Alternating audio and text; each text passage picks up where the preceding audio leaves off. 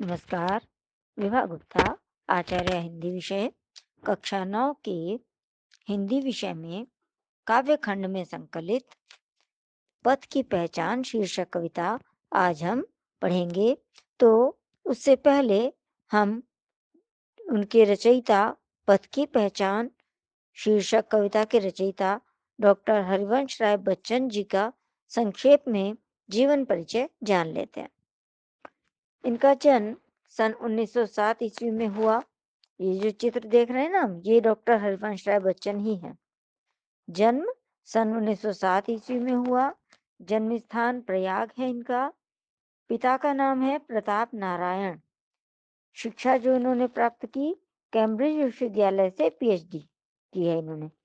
और इनकी प्रमुख रचनाएं, सबसे पहली कृति है इनकी तेरा हार। और इसके अलावा जो रचनाएं हैं, मधुबाला, मधुशाला, मधुकलश, एकांत संगीत, मिलन जामिनी, निशा निमंत्रण, सतरंगिणी, आरती और अंगारे आदि इनकी रचनाएं हैं। भाषा जो है इनकी खड़ी बोली रही है और शैली संगीतात्मकता से युक्त मुक्तक शैली है। सन 2003 में हरिवंश राय बच्चन जी की मृत्यु हो गई। ये पंच तत्वों में विलीन हो गए। इन्हें मानवीय संवेदनाओं के यानी मानवीय भावनाओं को सहजता से अभिव्यक्त करने वाले मुक्तक शैली के कवि के रूप में साहित्य में स्थान प्राप्त है। अब आगे पाठ शुरू करते हैं। पथ की पहचान यानी किसी भी रास्ते पर तुम्हें आगे जाना है, यानी कोई भी लक्ष्य आपको अपना प्राप्त करना है, तो उस लक्ष्य को प्राप्त करने के लिए तुम्हें किस मार्ग पर चलना होगा, इसलिए तुम्हें उस मार्ग की पहचान पहले कर लेनी चाहिए। कह रहे हैं कवि, पूर्व चलने के बटोही बाट की पहचान कर ले। हे पथिक, तुम्हें जिस रास्ते पर आगे बढ़ना है अपनी मंजिल को पाने के लिए, बटोही मतलब पथिक, यात्री। जीवन यात्रा है ना ये हमारी, तो इस जीवन यात्रा में अपने मार्ग पर अपने लक्ष्य को प्राप्त करने के लिए आगे बढ़ते समय तुम्हें पहले अपने मार्ग की पहचान कर लेनी चाहिए कि तुम्हें जो अपना लक्ष्य प्राप्त करना है, उस लक्ष्य को प्राप्त करने के लिए तुम्हें किस मार्ग पर चलना होगा, वो रास्ता तुम्हें पहले ही पहचान कर लेनी चाहिए। पुस्तकों में है नहीं छापी गई इसकी कहानी, हाल इसका ज्ञात होता है न औरों की जवानी। कवि आगे कह रहे हैं कि तुम्हें किस रास्ते पर चलकर अपना लक्ष्य प्राप्त होगा, इसकी कोई कहानी तुम्हें कहीं पुस्तकों में छपी हुई नहीं मिलेगी, और कोई मौखिक रूप से भी अपनी जबान से भी आपको इस विषय में नहीं बता सकता, इसका हाल, इसके बारे में जानकारी नहीं दे सकता। इसका निर्णय तो आपको स्वयं ही लेना होगा कि आपको जो अपना लक्ष्य प्राप्त करना है, उसके लिए आपको क्या करना होगा, कौन से रास्ते पर चलना होगा, क्या क्या आवश्यक कार्य हैं जिन्हें आपको करके आगे बढ़ना होगा। रास्ते से पहचान मतलब कि क्या क्या जरूरतें, क्या क्या आवश्यकताएं ऐसी हैं जो कि अपने लक्ष्य को प्राप्त करने के लिए आपको पूरी करनी होंगी। तो ना तो पुस्तकों में इसके बारे में आपको कहीं कुछ मिलेगा और न ही कोई भी व्यक्ति मौखिक रूप से आपको इस विषय में बता सकता है। अनगिनत राही गए इस राह से, उनका पता क्या, बहुत से राही इस राह पर चलकर आगे बढ़े हैं अपने लक्ष्य को प्राप्त करने के लिए। बहुत से राही अपने रास्ते पर चले हैं, राही मतलब पथिक जो आगे बढ़ रहा है। तो उनके विषय में क्या कुछ पता लग पाया? जिन्होंने अपना लक्ष्य प्राप्त किया ठीक है, जिन्होंने नहीं प्राप्त किया उनका क्या पता लगा। पर गए कुछ लोग इस पर छोड़ पैरों की निशानी, लेकिन कुछ लोग ऐसे दृढ़ संकल्प के साथ इस रास्ते पर आगे बढ़े हैं, अपने लक्ष्य को प्राप्त करने के लिए आगे बढ़े हैं कि उन्होंने कोई भी विषम परिस्थिति आई, कोई भी कठिनाई आई, उसको पार करके वो आगे बढ़ गए। तो उनके पदचिन्ह लोगों को मिले, क्योंकि जिसने कोई रास्ता दिखा दिया, जो किसी रास्ते पे आगे बढ़ के चला, तो उसके तो पदचिन्ह वहाँ शेष है ना। और मान लीजिए कोई लौट के स्वयं ही आ गया कठिनाइयों को देखते हुए, या उसने उस रास्ते पे बहुत से लोग चले और फिर वहां से चले गए तो पैरों के निशान मिट जाते हैं ना ऐसे। तो कुछ लोग ऐसे दृढ़ संकल्प के साथ आगे बढ़े हैं कि उनकी जो है उनके पदचिन्ह वहां रास्ते पर बन गए, कि उन्होंने इस रास्ते पर आगे बढ़े वो अपने लक्ष्य को प्राप्त करने के लिए हैं। लोग उनसे प्रेरित हुए कि उन्होंने क्या किया और वो आगे बढ़े। तो ये तो अनुभव करने वाली बात है ना। यह निशानी मूक होकर भी बहुत कुछ बोलती है। ये उनके जो पद चिन्ह हैं ये भले ही मूक हैं, लेकिन ये हमें जिस रास्ते पर जाकर किसी को सफलता मिली उसके बारे में हमें बताते हैं। खोल इसका अर्थ पंथी पंथ का अनुमान कर ले। हे पथिक, तुम अपने लक्ष्य को प्राप्त करने के लिए मार्ग पर आगे बढ़ रहे हो, तो जिससे तुमने प्रेरणा पाई है उसके जो पद चिन्ह है, जो कुछ उसने किया, उनका तुम वास्तविक अर्थ समझ लो और तभी तुम अपने मार्ग के लिए का निर्धारण करो।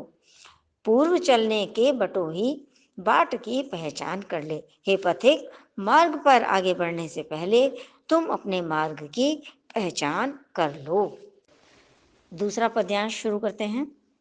यह बुरा है या कि अच्छा, व्यर्थ दिन इस पर बिताना।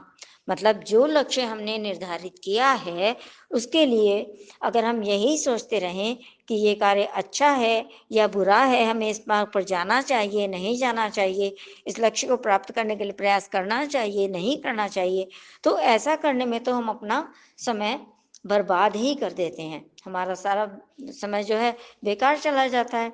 अब असंभव छोड़ यह पथ दूसरे पर पग बढ़ाना। और मार्ग पर आगे बढ़ने के बाद यानी हमने अपने लक्ष्य को प्राप्त करने के लिए अपना प्रयास प्रारंभ कर दिया और उसके बाद हमें कुछ कठिनाइयां वहां पर लगी, तो उस समय यदि ऐसा सोचा जाए कि ये तो असंभव है, हम इसे पूरा नहीं कर पाएंगे, हमें ये रास्ता छोड़ देना चाहिए, छोड़ यह पथ, और हम दूसरे मार्ग पर आगे कदम बढ़ाने लगे, तो ये अनुचित है। तो इसे अच्छा समझ, यात्रा सरल इससे बनेगी। तुमने अपना जो लक्ष्य निर्धारित किया था अब तुम्हें उसे ही अच्छा समझना चाहिए, इसी से तुम्हारी यात्रा सुगम होगी। तुम अपने मार्ग पर आगे बढ़ पाओगे, अपने मंजिल को प्राप्त कर सकोगे। सोच मत केवल मुझे ही यह पढ़ा मन में बिठाना। तुम्हें ऐसा नहीं सोचना चाहिए कि केवल मैं ही ऐसा हूँ जिसे अपने मन में ये तथ्य स्वीकार करना पड़ रहा है, ये बात बैठानी पड़ रही है, ये मन में अनुभव करना पड़ रहा है, सोचना पड़ रहा है। ऐसे हर सफल पंथी यही विश्वास ले इस पर बढ़ा है। कवि ने कहा है ना कि तुम्हें अब तुमने जो अपना लक्ष्य निर्धारित कर लिया उसके लिए तुमने प्रयास करना प्रारंभ कर दिया, तो अब तुम्हें उसी मार्ग पर आगे बढ़ना चाहिए, उसी के विषय में सोचना चाहिए और प्रयास करना चाहिए, तभी तुम्हारी यात्रा सुगम होगी। तो आगे कवि कह रहे हैं कि हर सफल पंथी, जो भी पथिक अपने मार्ग पर आगे बढ़ने में सफल हुए हैं, वो इसी विश्वास के साथ आगे बढ़े हैं कि जिस मार्ग पर मैंने कदम बढ़ाया है अब मुझे अपने लक्ष्य को प्राप्त करने के लिए हर संभव प्रयास करते हुए आगे बढ़ना है। तो इसी पर आज अपने चित्त का अवधान कर ले। तो इसी तथ्य पर आज अपने चित्त को एकाग्र कर ले, इसी बात को अपने मन में बिठा ले कि जो तूने अपना प्रयास प्रारंभ किया अपने लक्ष्य को प्राप्त करने के लिए, अब तू अपने मन को उसी पर लगा दे, अपना मन उसी केंद्र बिंदु पर एकाग्र कर ले। आगे कभी स्पष्ट कर रहे हैं फिर से वही बात, पूर्व चलने के बटोही बाट की पहचान कर ले। हे पथिक, मार्ग पर आगे बढ़ने से पहले तुम अपने मार्ग की पहचान कर लो, निर्धारित कर लो कि तुम्हें किस मार्ग पर आगे बढ़ना है अनिश्चित किस जगह पर सरित गिर गहवर मिलेंगे। मतलब जिस रास्ते पर हम आगे बढ़ रहे हैं, जो हमारी मंजिल हमने तय की है, जो लक्ष्य हमने बनाया है, उस पर उसके लिए अपने रास्ते पर आगे बढ़ते समय हमें बहुत सी कठिनाइयां रास्ते में आ सकती हैं। जैसे कवि ने कहा सरित गिरि गहवर मिलेंगे। सरित नदी, गिरी पहाड़, गहवर गड्ढे, गड्ढे से मतलब गहराइयां, कठिनाइयों से मतलब है कि कवि कह रहा है कि जिस मार्ग पर तुम आगे बढ़ रहे हो उसमें ये निश्चित नहीं है कि वहाँ कोई कठिनाई नहीं आएगी। बहुत सी जगह कठिनाइयाँ आ सकती हैं, जैसे रास्ते पर आगे बढ़ते समय आ जाती हैं, कहीं नदी पहाड़ गड्ढे मिल जाते हैं, में कठिन रास्ता हो जाता है हमारा। और ये भी अनिश्चित है अनिश्चित किस जगह पर बाग वन सुंदर मिलेंगे। ये भी अनिश्चित है कि किस जगह पर हमें सुंदर बागवन मिलेंगे। सुंदर बागवन से मतलब कि हमारा मार्ग सुगम हो जाएगा, ये भी अनिश्चित है। किस जगह यात्रा खत्म हो जाएगी, यह भी अनिश्चित। ये भी अनिश्चित है कि हमारी यात्रा जो है कब पूरी हो जाएगी, मतलब कब हमें मंजिल मिल जाएगी तो हमारी यात्रा समाप्त हो जाएगी, पूरी हो जाएगी। है अनिश्चित कब है अनिश्चित कब सुमन कब कंटकों के शर मिलेंगे। और कभी आगे कह रहा है कि ये भी बात निश्चित नहीं है कि कब हमारे मार्ग में पुष्प खिलेंगे, मतलब कि हमें रास्ते में पुष्प मिलेंगे, से मतलब कि हमारा मार्ग सुगम होगा, पुष्प के समान कोमल होगा, जिस पर हम सरलता से आगे बढ़ पाएंगे। कब कंटकों के शर मिलेंगे, और कहाँ ऐसा होगा कि वहाँ पर कांटे बिछे होंगे, यानी हमारा रास्ता कठिन होगा। उन कठिनाइयों को पार करते हुए हमें आगे बढ़ना होगा। कौन सहसा छूट जाएंगे, मिलेंगे कौन सहसा। अपनी मंजिल को प्राप्त करने के लिए मार्ग पर आगे बढ़ते हुए कौन हमारे साथी जो हैं, जो हमारे साथ चल रहे हैं, अचानक हमसे छूट जाएंगे, हमसे अलग हो जाएंगे। और अचानक कुछ लोग हमें रास्ते में मिल भी जाते हैं, हमें ये नहीं पता है पहले से कि कौन हमें मिल जाएंगे, पुराने साथी या कोई नए साथी हमारे बन जाएंगे। आ पड़े कुछ भी रुकेगा तो ना, मतलब कोई भी परिस्थिति आए, परंतु तुम अपने मन में ये निर्णय कर लो कि तुम्हें रुकना नहीं है, तुम्हें अपने रास्ते को पार करते जाना है। जो भी कठिनाई आए उनसे जूझते हुए, उनको पार करते हुए, उनका सामना करते हुए आगे बढ़ना है, ऐसी आन कर ले। ऐसा तू अपने मन में निर्णय कर ले कि चाहे कोई साथी छूट जाए या कोई नया मिल जाए अचानक, तो किसी भी परिस्थिति में तुम्हें अपने संकल्प को बदलना नहीं है। जो तुमने अपने लक्ष्य निर्धारित किया है, उस लक्ष्य को प्राप्त करने के लिए, अपनी मंजिल को पाने के लिए तुम्हें आगे बढ़ते ही रहना है। तो हे पथिक, पूर्व चलने के बटोही, बटोही मतलब पथिक, यात्री, रास्ते पर चलने वाला होता है ना, बाट की पहचान कर ले। हे पथिक, जिस मार्ग पर तुम आगे बढ़ रहे हो, उस मार्ग पर आगे बढ़ने से पहले तुम्हें अपने मार्ग की पहचान कर लेनी चाहिए, उसके बारे में जानकारी प्राप्त कर लेनी चाहिए। चौथा पद्यांश शुरू करते हैं, पथ की पहचान। चौथा पद्यांश। कौन कहता है कि स्वप्नों को न आने दे हृदय में।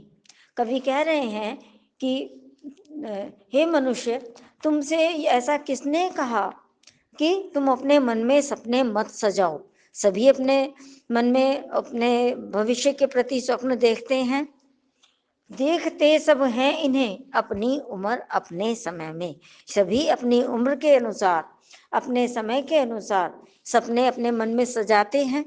तो ऐसा किसी ने नहीं कहा कि तुम अपने मन में किसी स्वप्न को मत आने दो, और तू कर यत्न भी तो मिल नहीं सकती सफलता। और अगर हे मनुष्य तू इस विषय में प्रयत्न भी करेगा कि तू अपने मन में सपने कोई ना आने दे, तो इस विषय में तुझे कोई सफलता नहीं मिलने वाली है। वे उदय होते लिए कुछ ध्येय नयनों के निलय में। ये जो सपने हैं वो नेत्रों के कोरों में कुछ अलग ही उद्देश्य लिए हुए अपने आप ही उत्पन्न हो जाते हैं, किंतु जग के पंथ पर यदि स्वप्न दो तो सत्य 200। आगे कभी स्पष्ट कर रहे हैं अपनी बात को कि संसार के में आगे बढ़ते हुए, अपने जीवन पथ पर आगे बढ़ते हुए यदि सपने दो होंगे हमारे साथ, तो सत्य यानी यथार्थता वो 200 होंगी। यानी सपनों से बढ़कर सत्यता, वास्तविकता होती है हमारे साथ। स्वप्न पर ही मुग्ध मत हो, सत्य का भी ज्ञान कर ले। तुझे केवल जो अपने मन में तूने सपने सजाए हैं, केवल उन पर ही मोहित होकर अपना समय मत बर्बाद कर कि उन पर ही मोहित हो जाए। तू सत्यता का भी ज्ञान कर ले। मतलब कि जो तुमने सपने सजाए हैं उन्हें पूरा करने के लिए तुम्हारे पास वास्तविक परिस्थितियां क्या हैं, इस सत्य का भी तुम्हें ज्ञान होना चाहिए। पूर्व चलने के बटोही बाट की पहचान कर ले। हे पथिक, तुम मार्ग पर आगे बढ़ने से पहले अपने मार्ग की पहचान कर लो। 5वां पद्यांश। स्वप्न आता स्वर्ग का, दृग कोरकों में दीप्ति आती। मनुष्य जब स्वर्ग के से सुखों की अनुभूति करता है, सपने देखता है कि मेरा भविष्य कैसा होगा, तो उसकी नेत्रों में एक चमक आ जाती है। पंख लग जाते पगों को, ललकती उन्मुक्त छाती। उसके कदम जो हैं तेजी से आगे बढ़ने लगते हैं। पंख लग जाते हैं ना, पंख लगने तो यानी उड़ना शुरू कर दिया, तो यानी उसके कदम तेजी से आगे बढ़ने लगते हैं और उसकी धड़कनें बढ़ जाती हैं, यानी कि उसके हृदय में एक उत्साह जागृत हो जाता है। रास्ते का एक कांटा, अब देखो अभी तो कहा कि उसके हृदय में एक उत्साह जागृत हो जाता है उस कार्य को करने के लिए, है जिसको वो चाहता है, जो उसने सपना सजाया है। रास्ते का एक कांटा पांव का दिल चीर देता। रास्ते में अगर कहीं कांटा चुभ जाए तो पैर का मानो उसने दिल ही चीर दिया, यानी कि रास्ते में कोई भी कठिनाई आई, कोई विषम परिस्थिति आई, तो उसी से उसके कदम डगमगाने लगते हैं। रक्त की 2 बूंद गिरती, एक दुनिया डूब जाती। कभी कहा ना कांटा चुभा तो से मान लीजिए रक्त की 2 बूंदें टपकने लगी, तो ऐसा लगता है अगर कोई उत्साहहीन व्यक्ति हो तो उसको तो ऐसा लगता है उस समय कि जैसे उसकी दुनिया ही समाप्त हो गई, है ना।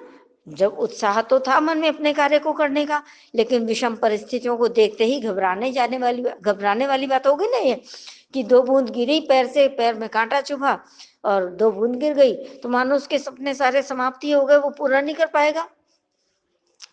तो इससे मतलब है कि अगर कोई भी विषम परिस्थिति रास्ते में आती है, कांटा चुभने से मतलब कांटा चुभना नहीं, कोई भी विषम परिस्थिति रास्ते में आती है तो उसका सामना करने की सामर्थ्य भी अपने अंदर रखो, ये कहना चाहते हैं कवि। आंख में हो स्वर्ग लेकिन पांव पृथ्वी पर टिके हों, कंटकों की इस अनोखी सीख का सम्मान कर ले। भले ही तुम्हारी आंखों में स्वर्ग के से सुखों के स्वप्न हों, तुम स्वर्गीय सुखों का अनुभव कर रहे हो, अनुभूति कर रहे हो, वो सपने सजा रहे हो, लेकिन तुम्हें ये भी ध्यान रखना चाहिए कि तुम्हारे पैर जो हैं वो धरती पर ही टिके हुए हैं। इससे क्या मतलब हुआ कि तुम जो ऊंचे ऊंचे सुखों की कल्पना कर रहे हो, उन्हें पूरा करने के लिए यथार्थता क्या है, तुम्हारी परिस्थितियां क्या हैं, तुम किस स्तर पर हो, इसका भी तुम्हें ज्ञान करना चाहिए। कंटकों की इस अनोखी सीख का सम्मान कर ले कि रास्ते में कोई कांटे चुभेंगे, कोई विषम परिस्थितियां आएंगी, तो उनका सामना भी करने की सामर्थ्य तुम में है या नहीं, है ना। मतलब जो भी लक्ष्य हमने अपना निर्धारित किया, उस लक्ष्य को पूरा करने के लिए क्या क्या रास्ते में कठिनाई हो सकती है, थोड़ा इस विषय में भी सोचना चाहिए। और हमारे अंदर उस लक्ष्य को प्राप्त करने के लिए जो कुछ भी आवश्यक है, क्या हम उसको पूरा कर पाएंगे। ये सत्य ये है कि हमारे अंदर सामर्थ्य है इतनी कि हम उसे पूरा कर लें। पूर्व चलने के बटोही बाट की पहचान कर ले। हे पथिक, मार्ग पर आगे बढ़ने से पहले तुम अपने मार्ग की पहचान कर लो और उस विषय में भली प्रकार से सोच समझकर तब अपने मार्ग का निर्धारण करो कि तुम्हें अपना लक्ष्य क्या बनाना है, अपने लक्ष्य को प्राप्त करने के लिए क्या तुम्हारा मार्ग है, उसके बाद निर्धारण करो। धन्यवाद।